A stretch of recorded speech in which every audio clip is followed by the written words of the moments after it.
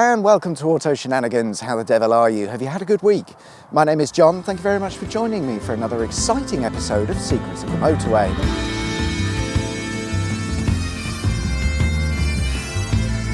This week we'll be continuing with the M8 motorway. In the last episode we travelled from the motorway's start on the west side of Edinburgh over to the northeast side of Glasgow and junction 15, and today we're going to pick things up just after junction 15 at the Sighthill Residential Estate. The Sighthill Residential Estate is a £250 million regeneration project that started life as a 1960s regeneration project which saw the demolition of what Glasgow Council referred to as a slum area. In the 60s, they built several 20-storey high concrete slab buildings, along with several of those horrible multi-storey maisonette buildings, the idea being that the residents of the previous slum area would be moved into these new houses, and it would also provide additional housing for new residents. It can't have been that great though. By the mid-1970s, a lot of the estate was still vacant, with many residents choosing to live elsewhere. The promise of high-rise concrete living in a city centre surprisingly wasn't attracting many buyers or renters.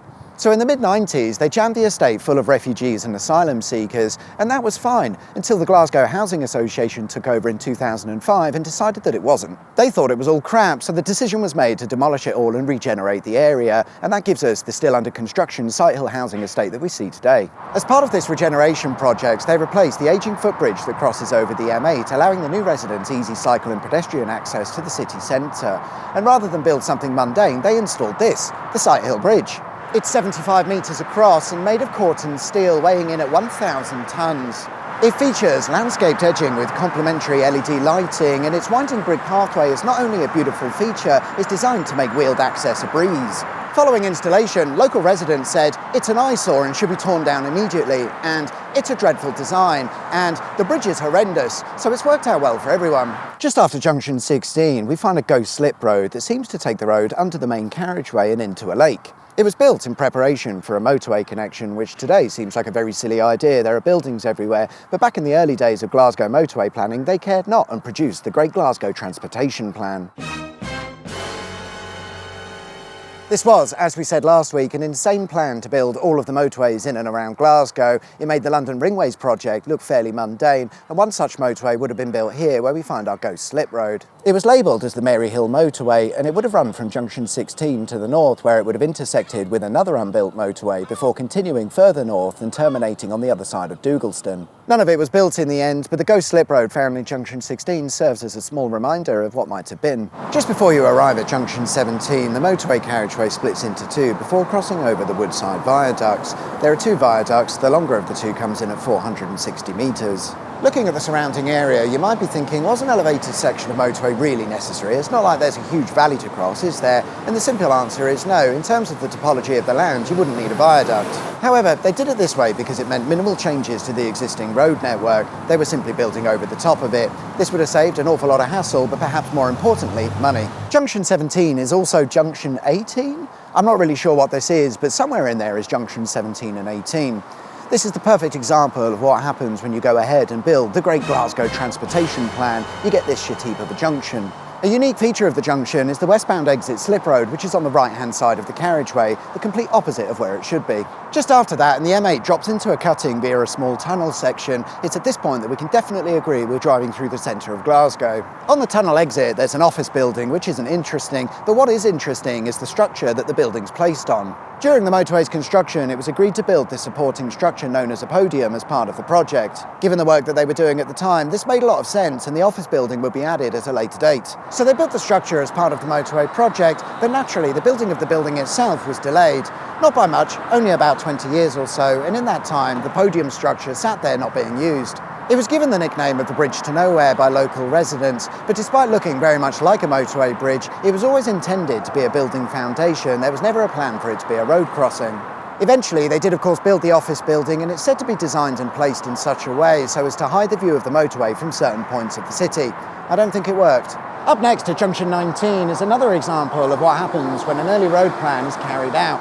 The slip roads that connect the motorway to Bothwell and Waterloo Street are a particular delight. In the same area today we find a footbridge. This was originally built in the 1970s, but it wasn't completed until 2012. When bulldozing the city to construct the motorway, they thoughtfully planned to install a footbridge over the motorway so that the residents of Anderston would have easy access to the city centre. They built most of it and then ran out of money, with the remainder of the project being cancelled, leaving the bulk of the footbridge in place, but missing the vital connections at either end, making it completely useless to everybody. It stayed that way for about 40 years, but as I say, was finally completed in 2012. Man, you'd be well annoyed if you were a resident of Anderston at the time, wouldn't you? Oh yeah, we put the motorway in. Yeah, great, but what about the footbridge so I can actually get into town? Yeah, about that.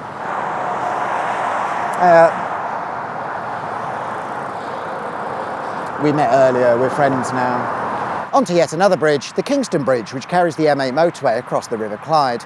It opened in 1970 and it's a balanced cantilever bridge and comes with an attractive concrete grey finish. Remarkably, there are 10 lanes for traffic on the bridge, which allows for 11 million vehicles a day to use it. No, not really, that's just a little joke in reference to a previous episode where I buggered up the numbers. The bridge can handle 150,000 vehicles a day. That sounds a bit more sensible, doesn't it?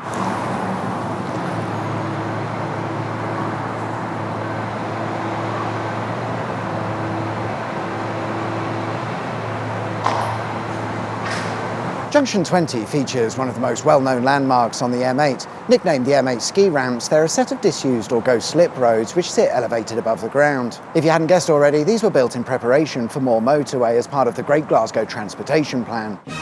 Yeah, okay, we get it. Junction 20 is effectively the bottom left corner of a squarish motorway that would have run around Glasgow. You may remember last week we looked at Junction 15 and how it was built to accommodate more roads or motorway. Junction 15 would have been the top right corner of our orbital motorway. This means they only built around half of the original plan, cancelling this whole section of motorway.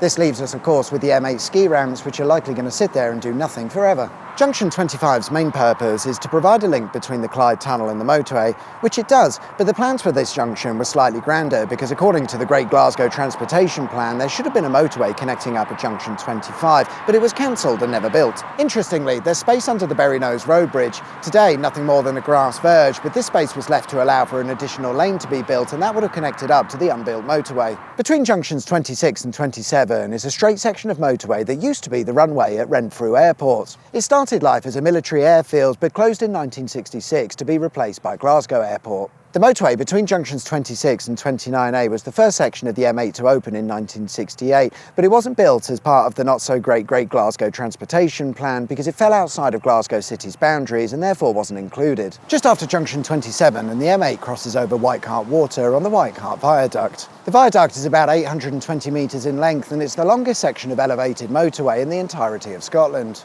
When they were planning the bridge, the nearby Paisley Harbour and Shipbuilding Yard insisted that the bridge be built to a certain height to allow their ships to pass underneath. This was agreed and the viaduct built to a height of 21 metres. However, a few months after construction started on the viaduct, the Harbour and Shipbuilding Yard went into administration, and as far as I know, not a single large ship has ever passed underneath the bridge. Also, the viaduct sits right next to Glasgow Airport, meaning I can't fly the drone and I can't even get to the bridge, so... At Junction 29, the M8 makes a tight turn to the right, but some early plans suggest that the original idea was for the M8 to continue to the southwest, following the route of today's A737, but it's not very clear as to why they changed their mind. It's been suggested that a local councillor thought it would be more beneficial to have a motorway link to Port Glasgow in the north, and that's the plan that they went with in the end.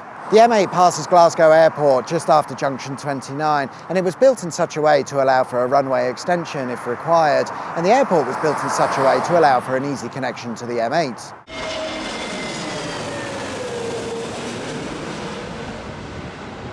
If we follow the airport's perimeter road, we find Walkinshaw Brickworks.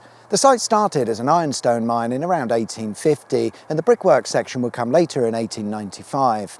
The site operated up until around the 1940s, at which point it was abandoned. Interestingly, when it was operational, it had its own tramway and aerial ropeway system that would carry pit waste for use in brick making.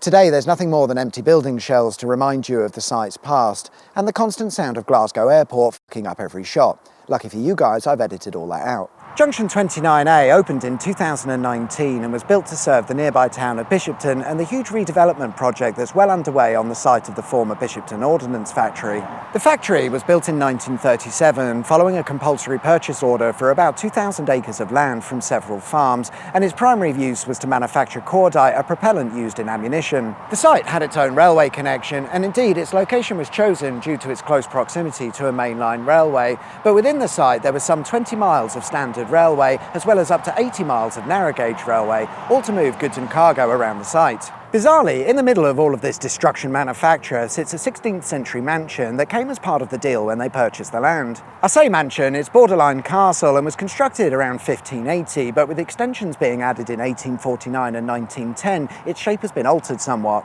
As I mentioned, the Ministry of Defence got the house as part of their land acquisition and used it for training and meeting purposes. And whilst the building is Grade 2 listed, it's not exactly clear what the future holds for this spectacular structure. Between junctions 30 and 31 is a hole in the ground. No, really, take a look at this. Is that not a hole in the ground? I mean, all right, fair enough, it's obviously a railway, but it caught my attention. There are two tunnels here that are called the Bishopton East and West tunnels, and collectively they run for about 603 metres. But of course, we've got this weird cutting and open section in the middle. I haven't found an explanation as to why it's been done like this. It could be that the cutting was first used as a shaft to lower personnel and equipment. Or it could be that it was just the easiest option. It turns out that the rock here is called whinstone. Whinstone? Whinstone? Answers in the comments below.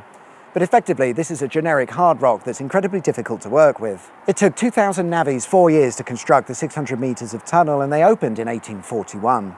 Junction 31 is where we find the end of the M8 motorway, but rather than coming to an abrupt end at a roundabout like a lot of Scotland's motorways, here we have a standard junction where you'll transition seamlessly onto the A8 should you wish to continue further. Earlier we mentioned that they routed the M8 towards Port Glasgow because a local councillor thought it would be much more beneficial. But I'm not sure they got what they wanted, because the motorway definitely ends here, some distance from Port Glasgow. I can't find any plans to suggest that the motorway was going to be continued, so perhaps this was more of a compromise. At the junction there's an abandoned road to be found between the railway and the motorway. It used to be the old Greenock Road, and it's so old it predates road numbering, but it's most likely what we would have called the A8. And indeed, today's A8 follows for the most part the course of this old road. And there we are then, guys, that's all we've got time for this week. Thanks very much for watching, and thanks for having me, Scotland. We've now done every Scottish motorway. I hope you liked the video. If you did, there is of course a button specifically for that, and if you haven't subscribed already, please consider doing so. That would be wicked sweet awesome. Enjoy the rest of your week, whatever it is you get up to. My name's John, you've been watching Auto Shenanigans, and I'll see you next time for another exciting episode of Secrets of the Motorway. Till then, take care, bye-bye.